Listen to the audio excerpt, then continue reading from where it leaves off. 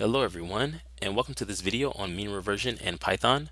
So in this video I will use a mean reversion trading strategy to determine a good time to buy and sell an asset.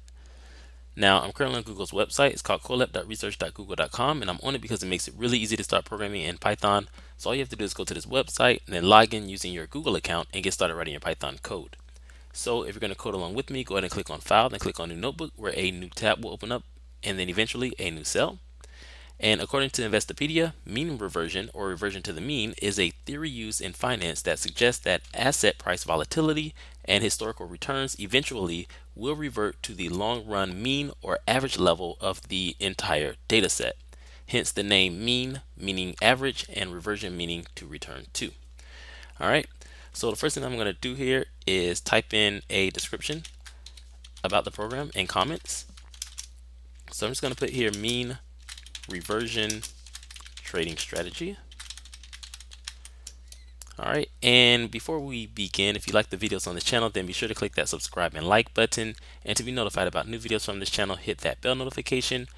Also, you can get the code or data set or just support the channel on Patreon at patreon.com/computerscience, and I will leave a link for that in the description below. Alright, and the material in this video is purely educational and it should not be taken as professional investment advice, so invest at your own discretion. Alright, so with all that being said, now let's go ahead and click this code button in the top left, and that will create a new cell for us. And in this cell, I'm going to import the libraries that I'm going to use throughout the program. So I'm going to import pandas as PD, I'm going to import numpy as NP, and I'm going to import matplot lib.pyplot as PLT, and then I'm going to give my plot a style. So I'm going to type plt.style.use, and I'm going to use the 538 style. Alright, so I'm going to run this cell by clicking that button to the left just to check if there's any errors or mistakes. Alright, let's create a new cell, and of course that also runs the cell. So now I plan on loading the data. So I'm going to use Google's library to do this. So from google.colab, I'm going to import files, and I'm going to type files.upload to upload the data set. So I'm clicking on choose files, and I'm going to upload this clv.csv file. All right, so let's create a new cell and let's read in that data. And the data that I will be reading in is the iShares Silver Trust, or SLV data, which is an exchange traded fund that tracks the price performance of the underlying holdings in the LMBA silver price. All right, so essentially this will be the price of silver. Okay, or that's the data that we're reading in. All right, so I'm going to read the data, and I'm going to create a variable called df and set it equal to pd.read_csv, and I'm going to read in that slv.csv data set, which again is basically the price of silver. All right, and let's see, next I'm going to go ahead and show the data. So I'm just going to type df here, and let's run this cell and take a look. Okay, so now we have the price of silver here, and I'm going to change the date column to be the index, and then I'm going to remove that date column from our data set. So let's go ahead and do that here. So I'm just going to set the date as the index, and to do that just set df equal to df.set_index, and then pd.datetime_index, and then tell it which column we want, which is the date column dot values. All right, and then I want to remove or drop the date column. All right, so I'm going to set, or I'm just going to just type df.drop, and I can just set and place the true to remove that column from our data set. So I need to tell it what column I want to remove. which is date, and then set in place equal to true, on axis equal to 1. So for the column. All right, so let's go ahead and let's run this. All right, and there we go. We have the data set. Okay, so next let's go ahead and create a new cell. And now in this cell, what I'm going to do is I'm going to create a function to calculate the simple moving average. All right, so let me go ahead and put that in comments. Here we're going to create a function to calculate the simple moving average. All right, so I'm going to call this function SMA. It's going to take in some data and it's going to take in some time period. So I'm going to create a variable called period, and I'm going to set it equal to 30, and then I'm going to create a column. I'm going to create a variable called column, and it's going to take in some column, right? But I'm going to go ahead and set this to the close price in the data set. But of course, later on we'll be able to put in any column up here. Right now I'm just going to set it for the close price. All right. Okay, so next I'm just going to return data at that column, which in this case right now is just close price, but it'll be whatever value we put in there. And type dot rolling with the window equal to our time period dot mean. All right, so now that should give us the moving average. So let's go ahead and run this. Let's create a new cell. Okay, so now in this cell I want to build and basically show the data set. So here I'm just going to type build and show the data set. All right, so I'm going to create a column called SMA, and it's going to hold the simple moving average. So I'm just going to set it equal to the SMA function that was just created. It's going to take in the data set, which is df, and I will give it a time period of 21. So that should be 21 days. All right, so next I'm going to create a column called simple underscore returns, and this is to get the daily simple returns. So just type df dot pct underscore change and put the value 1, and then we want the close price. Okay, so now we're going to get the simple daily returns from the close price. All right, now I'm going to create a column called log returns. Okay, and this will calculate the logarithmic returns. All right, so I'm going to set this equal to np dot log 1 plus df simple underscore returns. Okay, so that should give us our log returns or our logarithmic returns. And then I'm going to create a column called ratios. All right, and this will be the threshold that will tell us how far is too far away from the mean. All right, so I'm going to set this equal to the close price divided by the simple moving average. All right, and so that means if the close price is equal to the simple moving average, then the ratio will be equal to 1. If the close price is less than the simple moving average, then the ratio will be less than 1. And if the close price is greater than the simple moving average, then the ratio will be greater than 1. All right, so again, if close price is equal to SMA, the value will be 1. If it's less than the SMA, then the ratio's value will be less than 1. And if it's greater than SMA, then the value will be greater than 1. So I hope I said all that correctly. Let me say it one more time just to make sure. Close price equal to SMA, the value will be equal to 1. All right. Okay, so let's go ahead and let's run this cell. I kind of want to show the data, so let me just put show here, show the data, put df. Let's go ahead and run this, and let's see if I made any mistakes for this data set.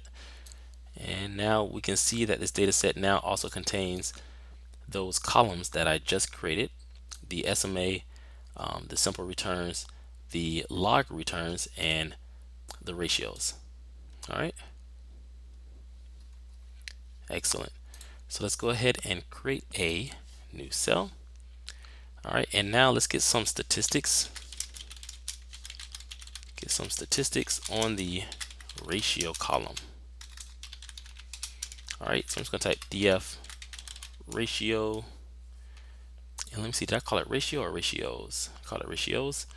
All right, so come back down here, put an S, and then put dot describe. Okay, so let's run this, and I can see some statistics on this data. So I can see that the mean or average is 1.002525. I can see the standard deviation here, the minimum value, the maximum value, the 25th percentile, the 50th percentile, the 75th percentile. All right, so that's pretty cool. Let's go ahead and create a new cell. Okay, so now in this cell, what I'm going to do is I'm going to get and show the percentile values. All right, so I'm going to create a variable called percentiles, and I'm going to set this equal to, we're going to do 15. I want the 15th percentile, 20, the 20th percentile. We get the 50th, which should be equal to what's here. Actually, this is rounded. It looks like more than likely it's rounded, so it should be pretty close though. And the 80th percentile and the 85th percentile. All right. Okay, so I think that looks good. Let's go ahead and remove any NA values in the ratios column, and then we're going to store the result in a new variable, and I'm going to call that new variable ratios. All right, so let's create that variable called ratios and set it equal to df ratios dot drop NA. And we saw those NA values up here, right? So if I look at the data set and I look at the ratios column, we can see the NA values here, or NaN values. All right, so I'm just going to drop them and store this data into ratios, and then I'm going to get the values of the percentiles.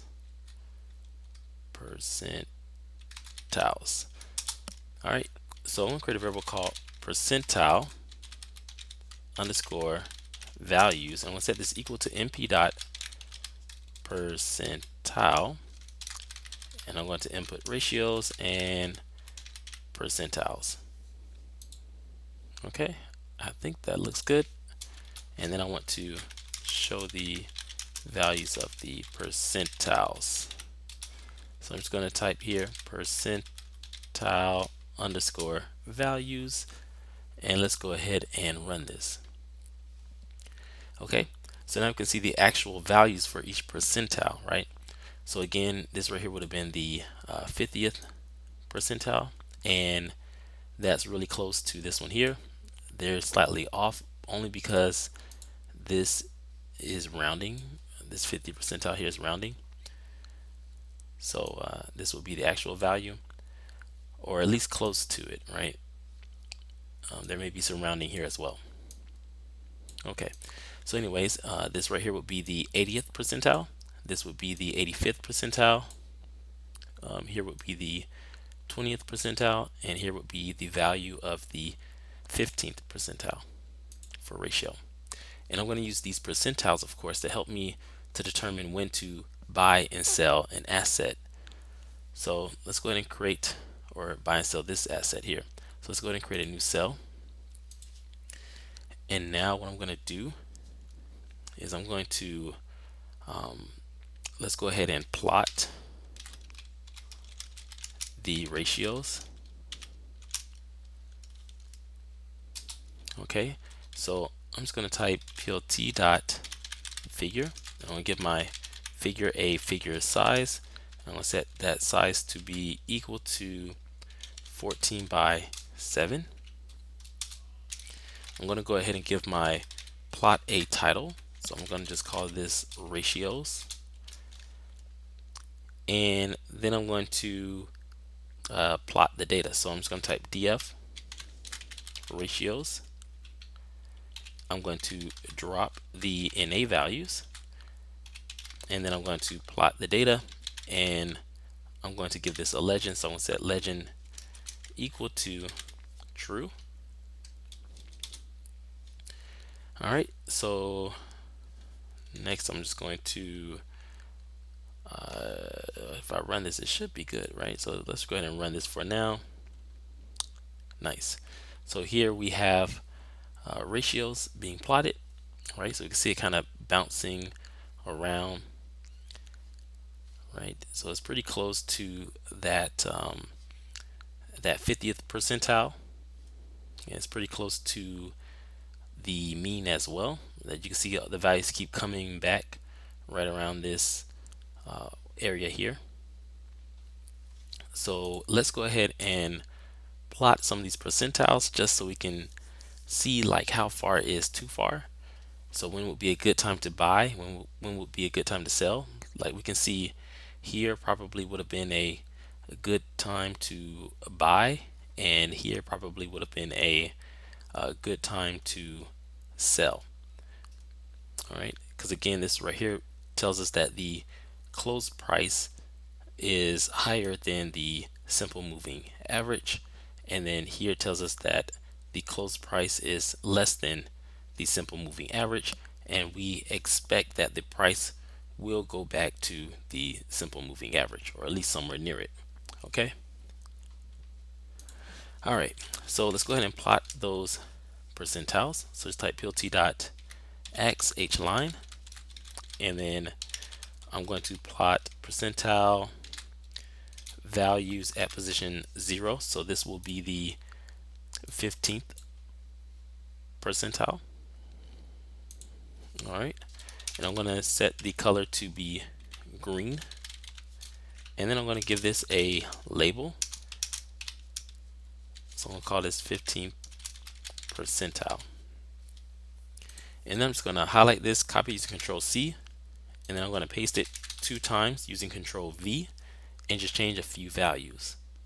All right, so I'm going to make this value here a 2, and this will be the 50th percentile, and I'm going to change the color to be let's go with yellow, and then I'm going to choose for this value here the very last percentile in the data set. So I'm going to put -1, and that will be the 85th percentile here. All right, and then I'm going to make the color red and make sure I put it is the 85th percentile for the label, and let's go ahead and run this cell. Okay, so now we have some thresholds for when to buy and sell. Okay, so it looks like anytime the line is, or the ratio is below the green line, which is that 85th percentile, then it may be a good time to buy. And anytime it's above the red line, which is the I'm sorry, the red line is the 85th percentile, and the green line is the 15th percentile. So anytime it's below the green line, which is the 15th percentile, it's a good time to buy. And anytime it's above the red line, which is the 85th percentile, then it is a good time to sell. Okay. All right, so let's go ahead and create a new cell. All right, so now we have all of this data. what I want to do is I want to create the buy and sell signals for the strategy. So I'm going to create a variable called sell and set it equal to percentile underscore values at position -1. So this is the threshold or percentile where we want to sell, right? So I'm just going to put the 85th percentile threshold where we want to sell. Okay, and then I'm going to create a variable called buy and set it equal to percentile at position 0, and this is the 15th percentile threshold where we want to buy. All right, pretty simple. Okay, so let's go ahead and let's create a variable. I'm gonna call it, or let's add a new column. So I'm gonna call this column positions in our data set, and I'm gonna set this equal to np dot where df dot ratios is greater than that cell value, and if it is, I'm gonna put -1, else I'm gonna put a NaN value. All right, so here let me just put that I'm putting a -1 where the ratio is greater than, where it's greater than the percentile to sell, and NaN otherwise. Okay. All right. Now I'm going to put a 1, or I should say a 1 value, right? A value of 1 where the ratio is less than the percentile to buy. And I will put the current value otherwise. All right, so I'm going to set df positions equal to, I'm going to do np dot where df dot ratios is less than buy. I want to put a value of 1. Otherwise, I want to put whatever value was already there. Okay. Also, I've noticed that this variable is incorrect. This needs to be percentile underscore values up here. So let me just change it. All right. So now I think that looks pretty good. So what I want to do with the rest of the data, what I'm going to do is I'm going to use a method called ffill to fill the missing values in the data frame. Okay, and just so you know, ffill stands for forward fill. Okay, and what it will do is it'll propagate the last valid observation forward. Okay, so let's go ahead and do that. So I'm going to set positions equal to df positions dot ffill. Okay, all right. I think that'll do it there. So that gives me the positions, and then from the positions, I now have the buy and sell signal. So now it's time to get the buy and sell signals. So I'm going to create a column called buy, and I'm going to set it equal to np dot where df dot positions equals 1, and I will put the close price there. Else I'm going to put np dot nen, and then I'm going to create the sell signal. So that was the buy signal. The sell signal will be equal to np dot where df dot positions equals -1. Okay, else I'm going to just put np dot nen.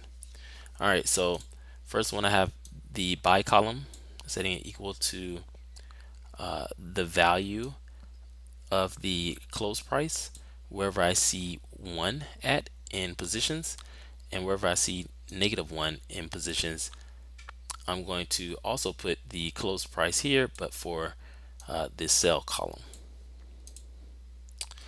All right, so let's run this, and luckily there were no errors. So I'm going to create a new cell,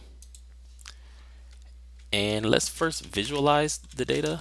So visualize the buy and sell signals along with the close price.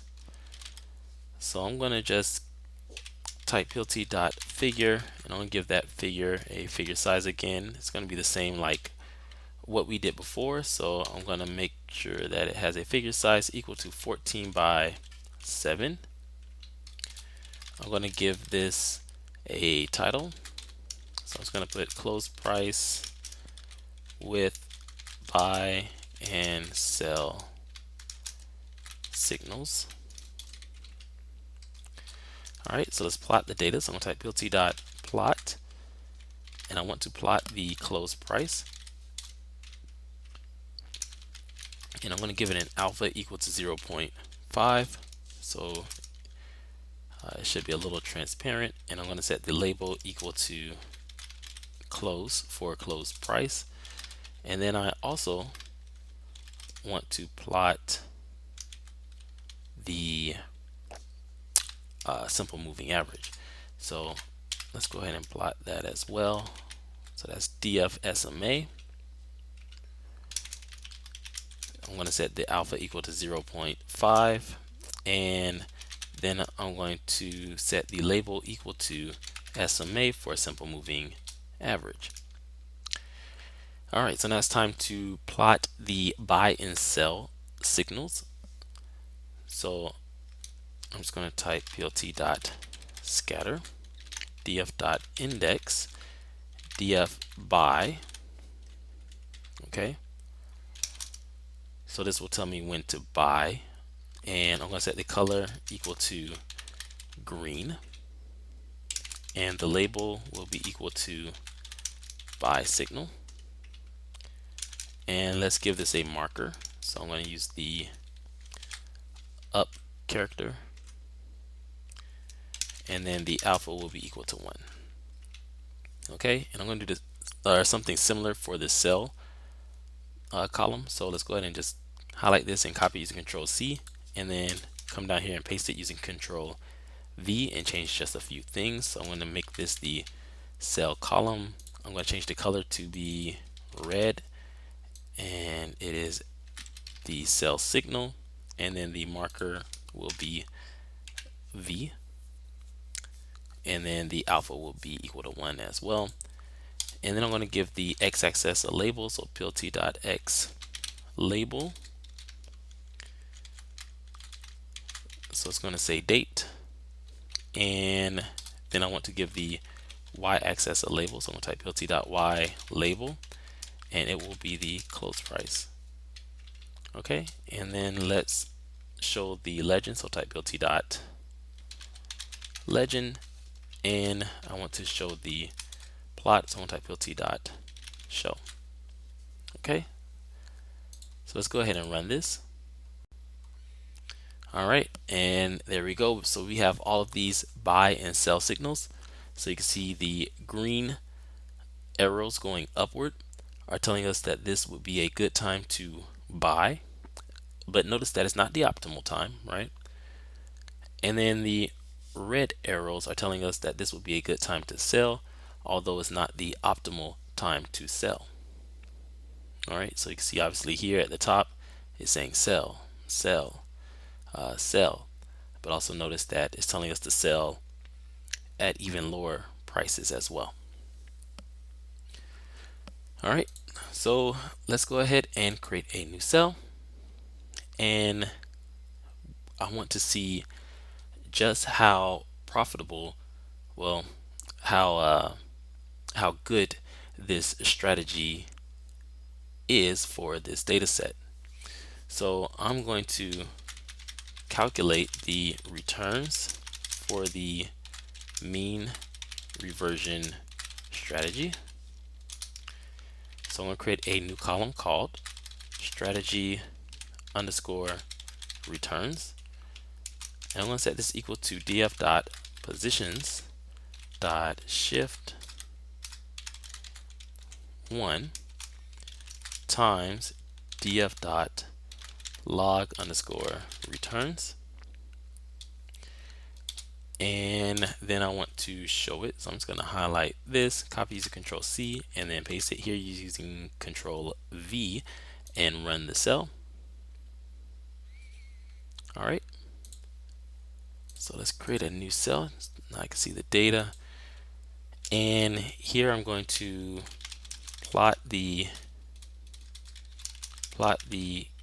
cumulative log returns and the cumulative mean reversion strategy.